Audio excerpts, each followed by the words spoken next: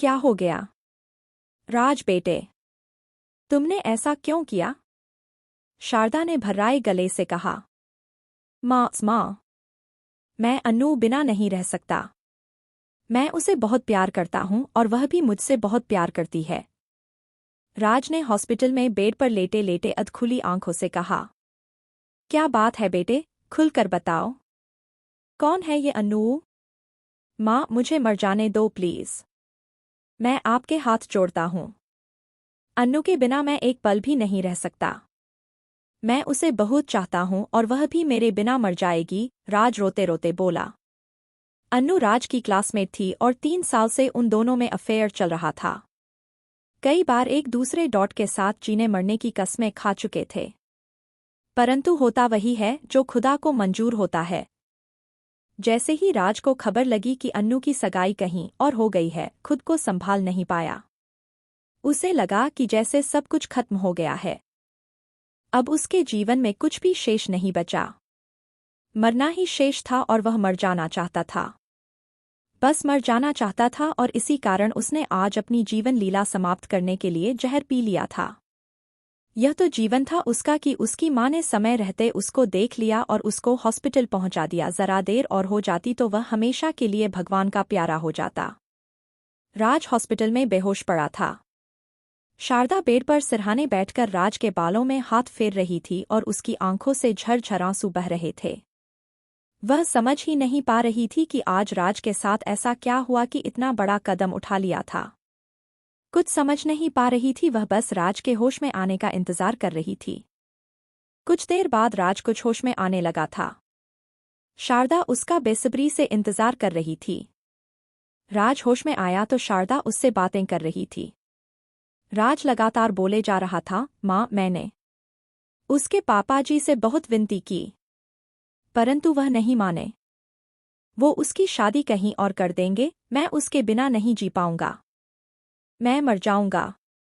उसके बिना मेरी जिंदगी पूरी नहीं हो सकती और फिर वह भी मुझे बहुत प्यार करती है। माँ, वह तुमसे बहुत प्यार करती है तो मैं क्या करती हूँ बेटे? क्या मैं तुमसे प्यार नहीं करती? क्या तुम्हारे बिना मैं मेरी जिंदगी अधूरी नहीं है? क्या मैं तेरे बिना जी पाऊंगी? और तेरे पापा, जो तुझे देखे बिना खाना भी नहीं खाते, क्या वह तुमसे प्यार नहीं करते बेटा? बोलते बोलते शारदा आवेश में आ गई।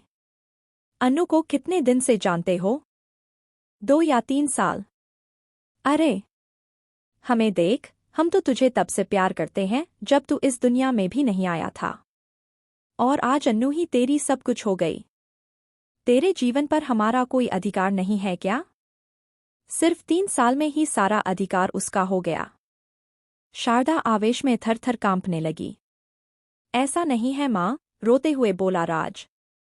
अगर ऐसा नहीं है तो तूने प्रेम सीमा इतनी छोटी क्यों रखी? सिर्फ एक लड़की नहीं मिली तो जीवन लीला समाप्त करने चला था।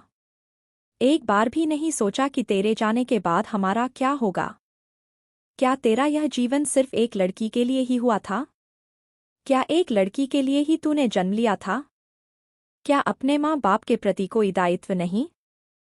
क्या माता पिता से तुझे कोई प्यार नहीं? तूने एक बार भी नहीं सोचा कि तेरे जाने के बाद हमारा क्या होगा? माफ कर दो माँ, गलती हो गई। बेटा, प्रेम का दायरा इतना छोटा नहीं है, बहुत बड़ा है। बरगद है बरगद, जिसकी जड़ें भाई बहन, माता पिता, गुरु शिष्य से लेकर रिश्तेदारों तक फैली हुई है। कसम खाओ कि आज के बाद कोई ऐसा काम नहीं करोगे। माँ, इतना कहकर राज ने अपराधियों की भांति अपना सिर माँ की गोद में छुपा लिया और फफक फफक कर रोने लगा। माँ शारदा की आंखों के मोती टूट टूटकर उसके सिर पर ऐसे गिर रहे थे मानो उसके भीतर छाए अंधकार को दूर कर रहे हो और उसकी आत्मा प्रकाशमान हो रही हो।